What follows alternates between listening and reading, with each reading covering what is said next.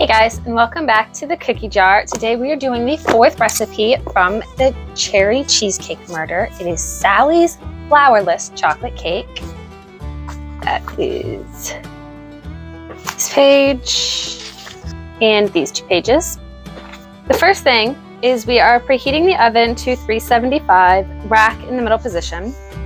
The first thing is Hannah's note. This cake is going to fall in the center. There's just no way around it since there's no flour to hold it up. That really doesn't matter because it's so delicious. Just be prepared to cover up the crater in the middle with plenty of whipped cream. Sally whips 2 cups of cream sweetened with 1/3 cup of powdered sugar, spreads it on top, and shaves some bittersweet chocolate on top of that. So, what you're gonna need is 1/2 cup butter, 1 stick, 1/4 pound, 8 ounces semi-sweet chocolate chips, 1 1/3 cups, I use Scardelli's, 4 egg yolks, save the whites in a separate bowl for later, 1/2 cup of white granulated sugar, 1/2 teaspoon of rum extract or vanilla if you don't have rum, 4 egg whites, the ones you saved, 1/4 cup white granulated sugar. You'll use 3/4 cup in all.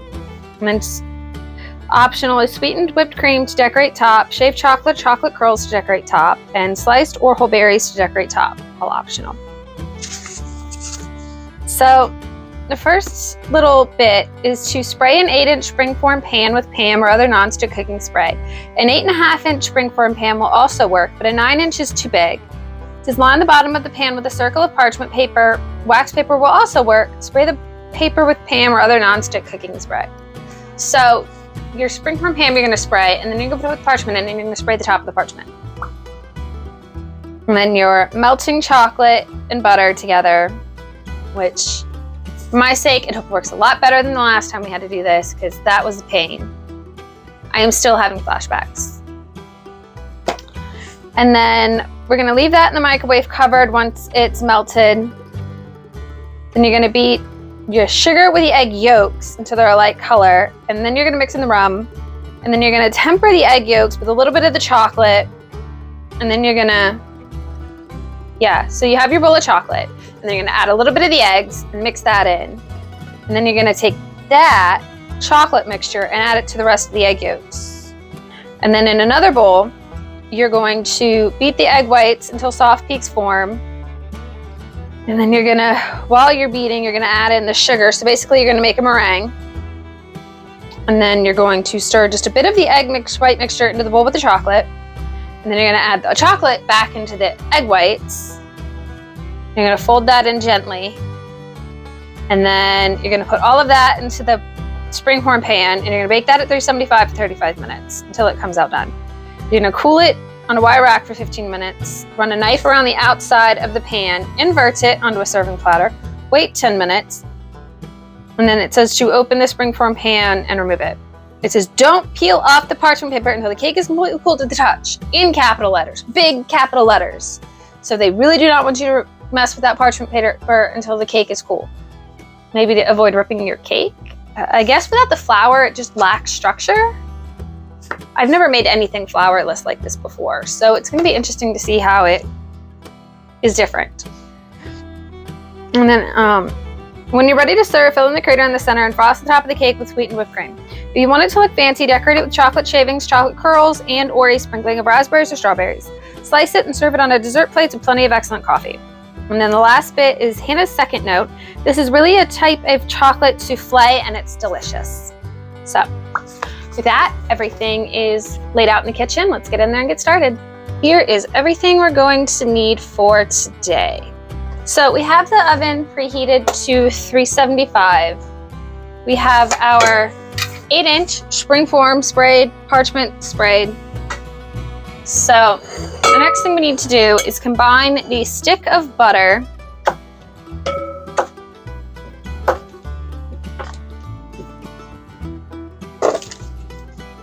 that is the stick of butter with the 1 1/3 cup of semi-sweet chips, and it just says to melt them for 1 minute on high and then stir and then heat it for another 20 seconds for as long as necessary. Okay, so give it another 20 seconds.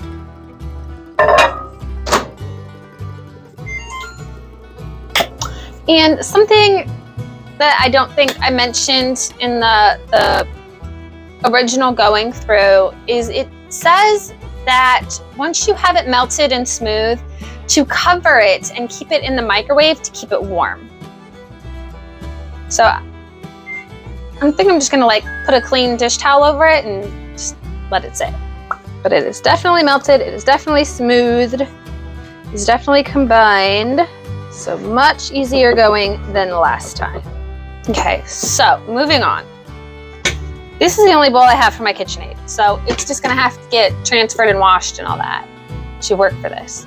So the first thing we wanna do is in a medium bowl, the 1/2 cup of granulated sugar with the 4 egg yolks.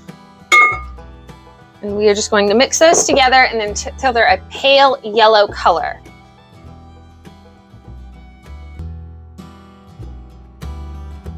To this, we are adding the 1/2 teaspoon of rum extract.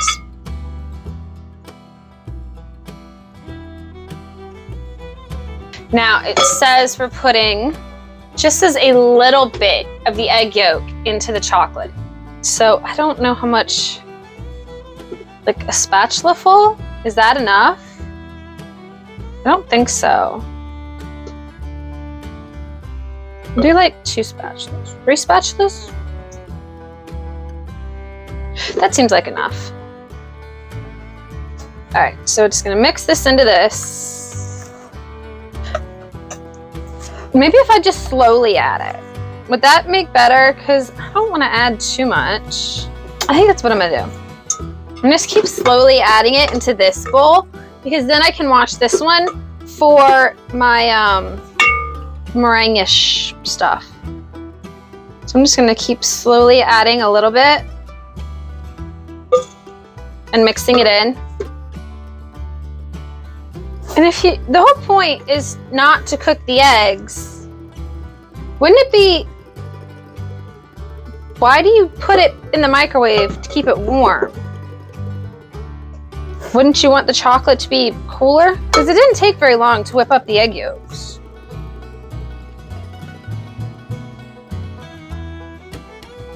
So here is our chocolate, butter, egg yolk, sugar, and rum extract mix. So now we have our bowl clean.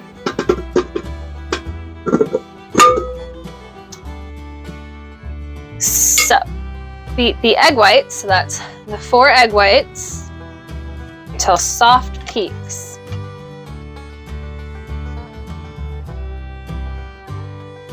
It looks soft to me. So now we are going to gradually add the 1/4 cup of sugar. And then it says to let it beat for 1/2 minute. We are looking for stiff peaks. Nope, we're not at stiff yet. We're still floppy. There we go. Okay, let's check again. No, we're still not standing up. We're still floppy. So 30 seconds is not enough, unless I'm just not having this high enough. Stab, and I think that's hard. I think that counts as hard. Okay, so now we've got our chocolate and egg yolk. We have our egg whites and sugar.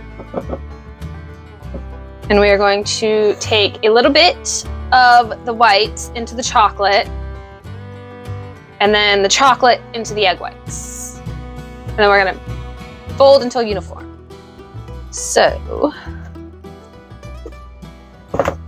I think I watched a show recently, I can't remember which, something about aerating the chocolate so that it doesn't defeat the air in the egg whites as much. I think is what it was. It's not wanting to mix in. I have lumps of cloud in my chocolate. Okay. So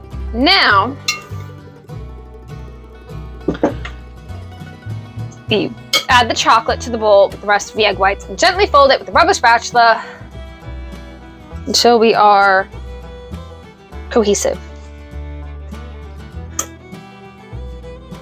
My hand is not big enough for this bowl. Let's do this. And you know, when I got these bowl set, I thought, ooh, pour spouts, awesome. They do not work well. They just end up trapping things. I guess the trick to this is getting it all mixed in without actually losing your air, which I feel like I've done pretty well, is lose the air out of it. It doesn't seem nowhere near as fluffy as it was. But it does seem very gritty from all the sugar, I guess. I don't know. I think I have it all clump free. So the next thing is to pour it into our tin.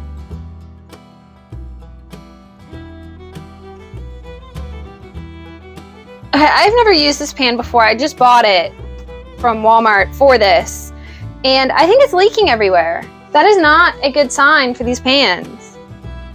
So I'm gonna get a pan to put it on. Yeah, it's definitely coming out the bottom. Oh no. So this is what I ended up with. It's gonna go in the 375 oven for 35 minutes. Hopefully it will stay in the pan, but honestly, I doubt it. Do not buy the Mainstays 3-piece set. Apparently it's a disaster. But we will see you in 35 minutes. Okay, so we've had our cooling off time. Definitely have the divot in the cake they were talking about. So what we're gonna do is we are going to take the Cool Whip topping, whatever you want to call it, and we're just gonna plop it in the center and spread it out. And then we have our shaved grated chocolate. Just gonna sprinkle that on top. Okay, so here we go.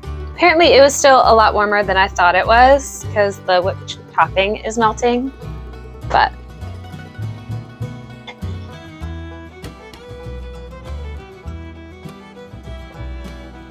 so I know the book said it was more souffle-ish, but it tastes like a fudgy chocolate brownie. A really good chocolate brownie. But it seems like a lot of work to get a chocolate brownie, but I guess on the hand that it is flourless for people on certain diets, like I can foresee. And it is rich, it is decadent, it is delicious. I wasn't expecting it to turn out nearly as good as it did because it seemed like it was burning in the oven in 35 minutes and it smelled like it was burning. But I guess it was just the top part of the pan and where it had leaked through the bottom of the springform. It did leak a little bit, but that's probably it just being a new pan and me not having the bottom set properly. I hope for that. Usually don't hope for user error, but it turned out really good. I'm quite happy with the way it turned out. So I give this one a thumbs up. Next week we are moving on to the cherry cheesecake, which is where the book got its name. So if you are interested in seeing that get made, join us next week. I hope you lovelies have a good one. Bye guys.